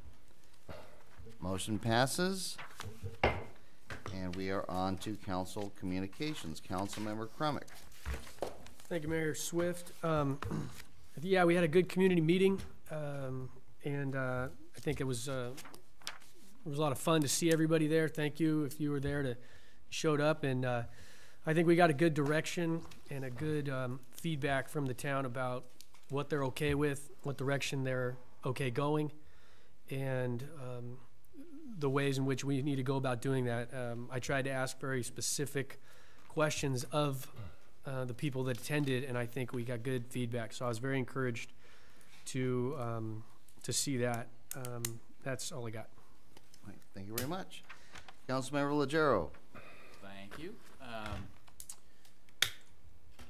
I agree that the community meeting was well attended, and I thought we got some really good input. It was pretty clear on a couple items that people were dead set against the city moving in a particular direction with dispensaries and some other items. So I thought that was very helpful to make sure that we had a clear understanding of where everybody wanted to go. I appreciate the efforts that have gone into the wastewater treatment plant and trying to get that moving in a direction where it's going to be efficient and it's going to actually work for the community. So I appreciate you all taking the time to meet with the group here. Would like to explore more with our industries to see what they're willing to do to make this happen. I think it's going to benefit them in the long run with efficiencies and not having to worry whether or not they're going to have a season or not. I'm very heartened to see that the lift station is in progress. That's going to get done, and that the sewer line is finally getting re-sleeved and replaced where it needs to be. So I think that project alone, particularly the lift station portion of it, is going to be beneficial to our public works, try and free them up so they can take care of a lot of the other issues that are going on here. And I just can't say enough about our public works and the outstanding job that they do for our community and keeping everything flowing in the right direction, so to speak. So, and lastly, I think the Scottish Game is going to be a great event for this community. I think it's going to be well attended by the community. People are going to be interested in it. I've worked in Pleasanton when they had the games going there, and they're amazing. And the people that come to those are great people and the kind of people you want holding an event in your community. And there aren't issues. You know, the police aren't busy, and maybe the ambulance might be a little busier than the police on a couple of those events. But other than that, though, it's just a great event, and I'm really excited to see it brought here to Escalon. That's, you know, people want to see some of these special events. We've got baseball tournaments that look like they're going to come together. And again, it takes the community to step up and start organizing a lot of this stuff. And if there's anything we can do as a community, as a city, to try and make sure these events are held and that they're done in a way that you can actually put it on and not go broke doing it, you know, we will do anything we can to try and make sure that these good events take place here. So thanks for all the effort putting that together, and I think it's going to be fantastic. So that's it. Okay. Thank you, Councilmember Legero. Councilmember Merkin. I too am glad we had the community meeting, and I was impressed with the turnout. I can remember having community-wide meetings before and seeing the same people that you see at the city council meetings on a regular basis. So it was nice to see probably 100+ people there. I tried to count once and lost track, so I didn't try again. But there had to be at least 100 there, and that's pretty good. I'm looking forward to the Scottish Games too. It's something new and different, and I think the community will support it, and I think that it'll be an annual event, because I've been to the one in Sonora and it was a gas, I tell you. It's fun. And don't forget you leap forward next weekend. Oh yeah. That's all I got. Okay. Councilmember Merkin, thank you. Mayor Pro Tem Alves. Okay, town meeting. That was wonderful. I'm proud of the community that came out, that showed interest in the town.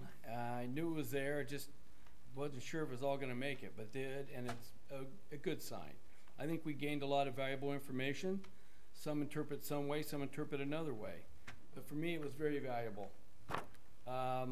Scottish Games, I'm excited for. I would love to see them have some of that stuff brought to our park feet this year as a pre-game warm-up. How's that? Let's introduce people to park feet and bring some of your neat stuff. Maybe we can all work together on the future of this event together and maybe grow it even bigger. I like events. I'm into it. Sweet. The sewer, there's no conspiracy here. We're not trying to sidetrack the sewer, but some of us take it to heart what we do, to the point that we're going to be very vigilant in what we do, and we're going to do it in the way we feel as elected officials we're going to do it. For those out there who don't get it, I'm sorry. It's just the way it's going to work for us. We put ourselves online for this, and we want accountability, and we're going to make sure that we get it. And that's not a slight to you. It's just it's the way we do things. We're a small community, and we truly take to heart what we do for these people. Okay? That's it. Okay. And Mayor Pro Tem Alves, thank you very much.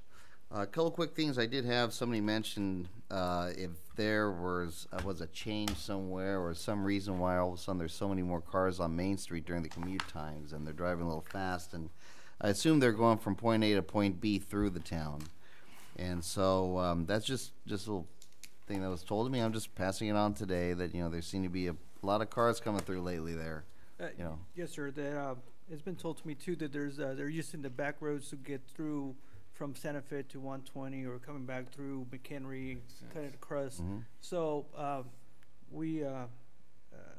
I advised the staff, the officers of this comment made by the citizen, and we're going to deploy more officers on those areas during the community hours to enforce speeders. Okay, very good, very good. And the next meeting with the Escalon Unified School District is going to be March 14th at 8 a.m. And I'd like to go to that one again, and I think Mayor Pro Tem Alves, you like to go too. And these are going to be monthly meetings, and I would imagine for the next meeting, I'll probably not go to it, and just to give everybody else a chance. So again, we can have a rotation with council members at each meeting, then that would be fantastic. idea. So this next one, that's what the plan is placed. And Tammy, you can make it to that? March Yes. 14th? Mhm. Okay. It's on my And I don't calendar. know if, I'll be there. okay, sounds good, sounds good. It is going to be held at the, I guess the school board room, huh? It's at the District school 8 board, a.m. district District office, in their meeting room. Okay, and again, staff, everybody, thanks so much for that community meeting. I have heard so many people come up to me with so many great ideas, and they're willing to take the lead on these ideas. That's scary. Well, it's scary, but you know what, though, on the flip side, No, I'm glad they're doing it. yeah, It's scary. you know what, if they're, let them run with it. There's a passion out there that we saw Wednesday night. I could not believe how many well-reasoned questions, comments. Oh my God! Hey, you know what? It's nice to know that we're not in this alone. That we're all in this together, because we truly are. Like Councilmember Legero suggested, we truly are all in this together. We want to make this the kind of town that we want to make. One other thing that I noticed came out of the meeting that there were several comments on is the notion of bringing in water from South Sound King Irrigation District, and we've bandied that back and forth. And I know it's going to be a big uphill battle in terms of financing, but it might be something that we may not want to abandon, and we may want to consider, well, how would we actually go about doing something like that? If not now, in 2020, at some point, we may want to really start looking at that. A lot of money. But the community took that as a serious idea. With the caveat that how much? Oh yeah. There you Well, go. and that's the thing. I don't think that we bring anything forward unless we have some actual numbers. And so my thought is that, do we want to ask the staff to be looking into the notion of how would we bond something like that, or how we Let's follow the first bullet. Let's do the sewer. these guys first? Okay, we'll do that first. But let's not let this issue die, because I think this is all going to be part of a package that's going to get us well into the future. But just on that Yeah. point, I did have some conversation this last week, and it does sound like SSJID may have some monies that are available for financing some of these projects or working with us. So Perfect. I don't know that I would, totally backburner it right now if there's opportunity to talk with. Let's watch it close. You go to their meetings, right? Okay, all right. Keep us informed on that. If something like that comes up. We talk about it Okay. all the time. So, I know. And congratulations. It's going to be a great Scottish Fair. This is going to be a good time. Okay. And another event that's going to be coming up this weekend, and if you can make it to this event, please do. And that's opening day for Little League season. Okay. We all got the invite. It's a great time. It's a very short ceremony, but it's a lot of fun. And I expect a big crowd there. My only concern is with the weather and parking, because nothing's improved since last fall. And now I'm hearing more and more grumbling from the people at the Heritage House about crossing Belota. And if you're going to have more kiddos crossing Belota, I don't know where we're at with that orchard situation. And I know it's been a very wet February. I more than get that. I mean, Nothing's gonna right happen now yet. we have to. He has to wait because I don't think he can get his tractors in No, there. he can't. No, I'm sure he can't. But as long as we keep up on that, because the situation is not going to resolve itself by magic. I mean, we got. Yeah, I had reached out to the farmer 2 or 3 weeks ago, and he was hoping within a couple of weeks, but then we've had way too much rain that I think has prohibited that. Makes perfect sense. As long as we stay on it, because again, it's not going to get itself better Right. at all. And after you go to the opening day ceremonies, you can head up to an actual Scottish Games up in Sonora and see what they're really like. And we'll probably see all you guys up there, and you'll see me up there too. So on that note, I've got nothing else. I'd like to call this meeting adjourned. Thank you all for coming. Establish a meeting with